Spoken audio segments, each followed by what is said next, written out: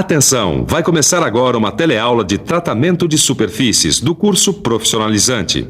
Este módulo tem um total de 10 aulas. Hoje você vai assistir a teleaula número 7. Bons estudos!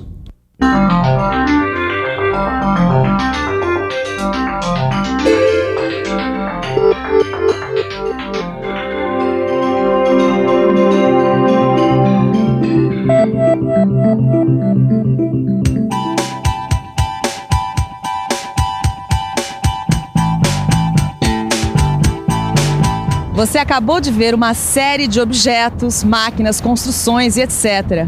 Agora me diz uma coisa, o que todas essas coisas têm em comum? Se a gente reparar bem, a gente vai perceber que todas elas, de um jeito ou de outro, foram recobertas por uma camada de tinta. Ou seja, todas elas estão pintadas. Se a gente tentar imaginar, é difícil encontrar um objeto que nunca tenha recebido tinta. Eles até existem, mas são raros. Como a gente sabe, a tinta tem 2 papéis. Serve para embelezar o objeto e também para protegê-lo. Na última teleaula, nós aprendemos como preparar as superfícies para receber tinta. Agora, nesta teleaula, nós vamos botar a mão na tinta e fazer a pintura. Hoje você vai conhecer vários processos de pintura, desde os mais simples, como que usa trincha, até os mais sofisticados, como aqueles que usam a pintura eletrostática e a pintura eletroforética. É isso aí, hoje nós vamos conhecer vários processos de pintura. Vamos nessa? A nossa teleaula está começando.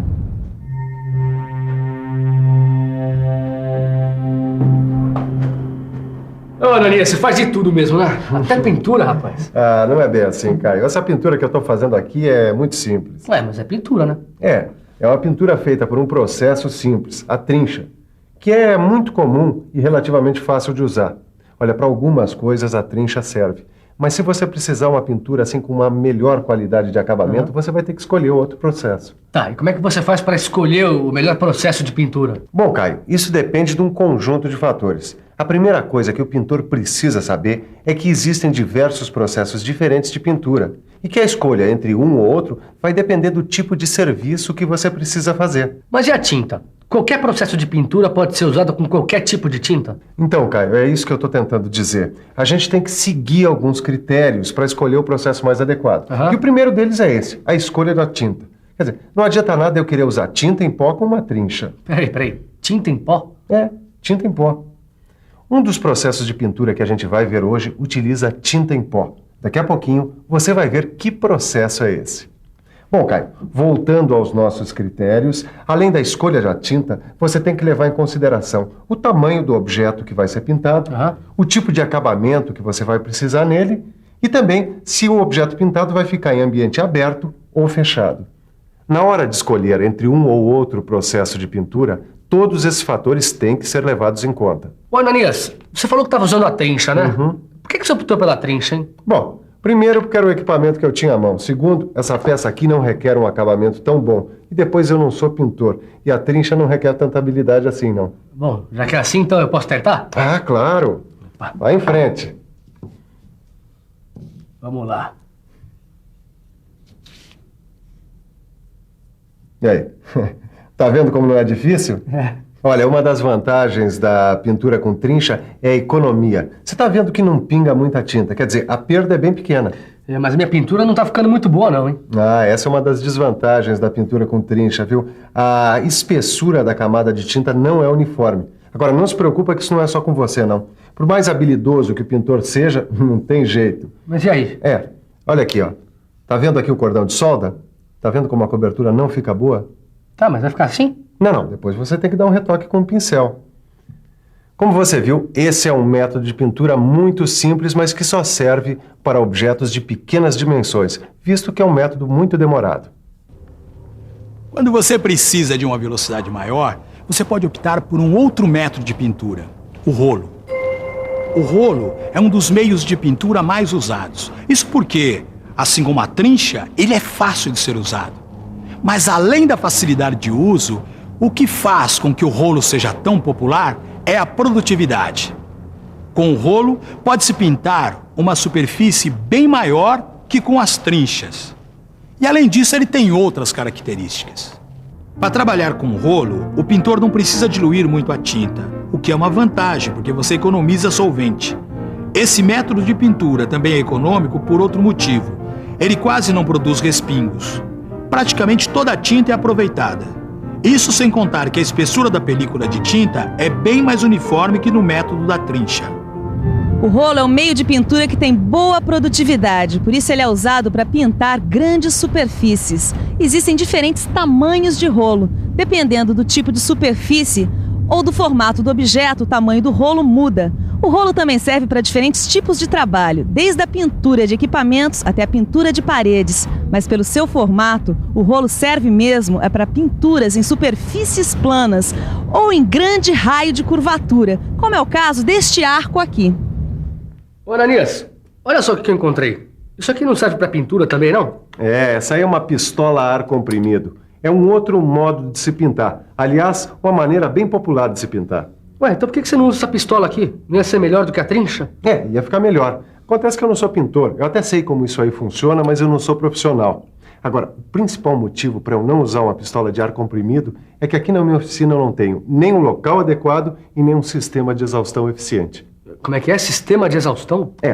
Olha, a pintura a pistola de ar comprimido, ela tem muitas vantagens. Ela tem alta produtividade, a camada de tinta tem uma espessura uniforme, mas ao mesmo tempo ela também desperdiça muita tinta, porque ela tem que usar uma tinta muito diluída, muito fina, para que ela escoe aqui pelos bicos dessa pistola. E aí que está justamente o problema. Para você ter uma tinta diluída, você tem que ter muito solvente. E aí, os vapores do solvente enchem a oficina. É isso aí. Os vapores desse solvente são altamente tóxicos, por isso, todo cuidado é pouco. Nunca utilize uma pistola a ar comprimido como essa numa oficina que não tem um bom sistema de exaustão. Lembre-se, a saúde é sua. Além dos cuidados com o uso da pistola a ar comprimido, uma outra coisa que você precisa saber é que existem 2 tipos de pistolas.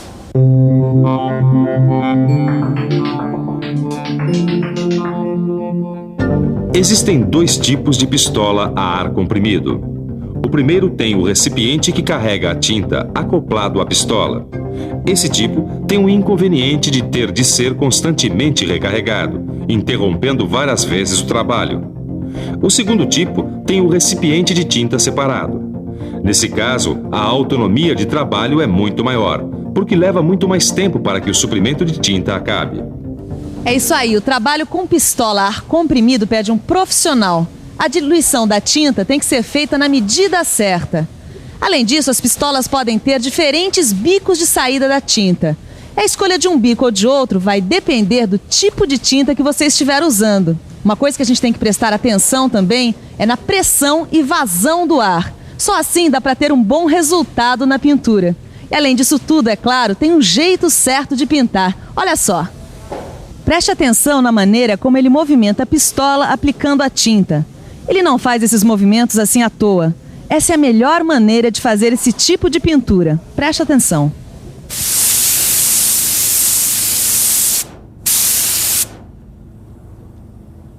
Legais essas dicas que o Benê me deu sobre a pintura com pistola a ar comprimido. E sistema de exaustão. A saúde tem que vir sempre em primeiro lugar. Não é mesmo? Legal esses diferentes métodos, hein, Ananias? Cara, existem várias maneiras de se aplicar tinta. Olha, aqui fala da tal tinta em pó que você falou no comecinho da teleaula. Aqui diz que ela é usada na pintura eletrostática. É isso aí, cara. O que é pintura eletrostática, hein, Ananias? Bom, é uma pintura baseada no uso de cargas elétricas, positivas e negativas. É o seguinte, você aplica uma carga elétrica de sinal contrário na tinta e na peça. E aí, pronto. Bom, calma. Se você quer entender direitinho como é que funciona essa pintura eletrostática, é só pensar um pouco. Vamos pensar um pouco. Peraí, vamos devagar ver se a gente entende como isto acontece. Vamos imaginar uma peça que vai ser pintada. Uma torneira. Uma grade. Agora, para que a pintura eletrostática aconteça, ela tem de estar carregada eletricamente. Vamos imaginar que ela está carregada com cargas negativas. Aí, nós temos a pistola, que trabalha com a tinta em pó. Esse pó precisa estar carregado eletricamente com cargas contrárias àquelas da torneira. Ou seja, o pó precisa estar carregado positivamente. Agora sim ficou fácil. Uma está carregada negativamente, a outra positivamente. Como cargas elétricas de sinais opostos se atraem, o pó se deposita na superfície. Depois que o pó é depositado na superfície da peça, ela é levada para uma estufa para ser curada. Aí então o pó é fundido formando uma película e aderindo firmemente à superfície. Puxa, é bem interessante esse método, hein? Mas olha, aqui está dizendo que você pode usar tinta líquida também, que não é só tinta em pó que é usada na pintura eletrostática. Você tem toda a razão. A tinta líquida também pode ser usada. E em ambos os casos, a produtividade é alta e a perda de tinta é baixa. Além disso, ela forma uma película de tinta uniforme mesmo em superfícies irregulares. É por isso que esse método é cada vez mais usado nos vários tipos de indústria. Como, por exemplo, na indústria de eletrodomésticos. E esse tipo de pintura tem uma outra grande vantagem, muito importante. São os níveis de poluição. Como na tinta não há solvente e a tinta é praticamente toda aproveitada, quase não sobram resíduos para a atmosfera. A pintura eletrostática é um dos métodos mais eficientes e modernos que existem. Mas ainda tem um outro método mais moderno. É a pintura eletroforética. Como você já notou, esse tipo de pintura exige grandes investimentos. A peça é totalmente mergulhada no tanque com tinta líquida. No caso da fábrica aqui, que produz carros, imagina quantos litros de tinta não são necessários para encher um tanque desses. Só que esse investimento todo tem um retorno. A produtividade é alta, a perda de tinta é muito pequena e a espessura da película é uniforme. É isso aí. Depois da pintura eletroforética, é hora da revisão. E atenção, se liga aí que é hora da revisão. Na teleaula de hoje, você conheceu diversos processos de pintura. Começamos pelo mais simples deles, a pintura com trincha. Depois, foi a vez da pintura com rolo. Você então ficou conhecendo a pintura com pistola a ar comprimido.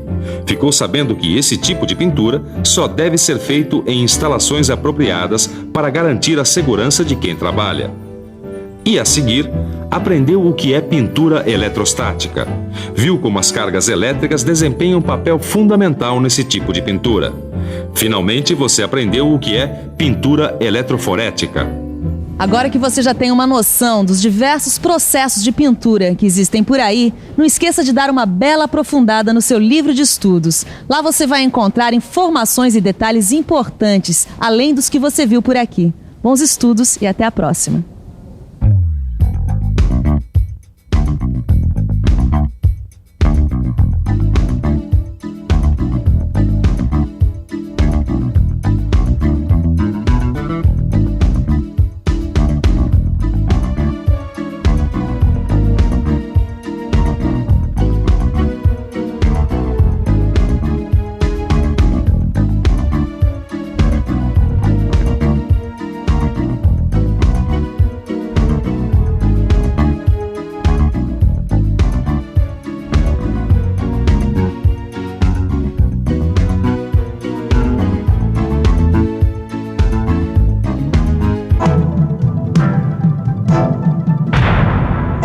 Telecurso 2000, um programa de educação do Sistema Fiesp e da Fundação Roberto Marinho.